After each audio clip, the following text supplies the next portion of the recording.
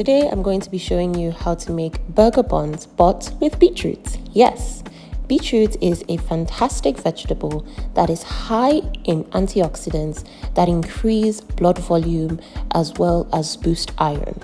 Now the first thing I'm doing is I'm blending milk of your choice. It can be coconut milk, it can be dairy milk, it can be cashew, it can be almond, with the beetroot to get a desired consistency and make our liquid for this recipe. Pour that into a cup, and then what you're going to do is you're going to set that aside for a second. Next, we're going to proof yeast. Now you can use active dry yeast or you can use regular yeast. Here are a list of all the ingredients, and I'll leave their measurements in the description box, so look out for that. If you haven't subscribed at this point, you definitely want to, because we share loads of healthy recipes for kids that infuse vegetables as well as other things that they readily won't eat but are essential for their development and growth. Now all I'm doing is I'm adding in all the ingredients into a bowl and lightly mixing them together. Next, we're going to pour in our beetroot mixture that we had set aside before, and you want to gradually pour this in until you have a soft formed dough that's slightly sticky but not completely wet. Cover that, set it aside so that it proofs.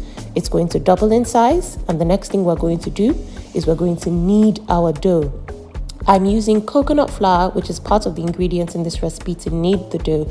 Again, adding in more fiber and actually using coconut chaff, which you can get from the leftover coconut milk in your house. This recipe, I made 5 big buns, but you can actually make 8 smaller ones if you want. I rolled them, molded them into buns, set them to proof, and now I'm baking them in the oven, and I baked them for about 30 to 35 minutes. When it was about the 30-minute mark, I brought them out, glazed them with some light melted butter, put that in the oven just so that it would caramelize, and I brought that out. Now we're going to make our burgers. Cut this open and look at that glorious inside. Next, we're going to add in some coleslaw as the base. You can make with any sauce of your choice, but I have a homemade ketchup and homemade mayo recipe, as well as homemade burger patties. Close that up and you have a yummy beetroot burger bun.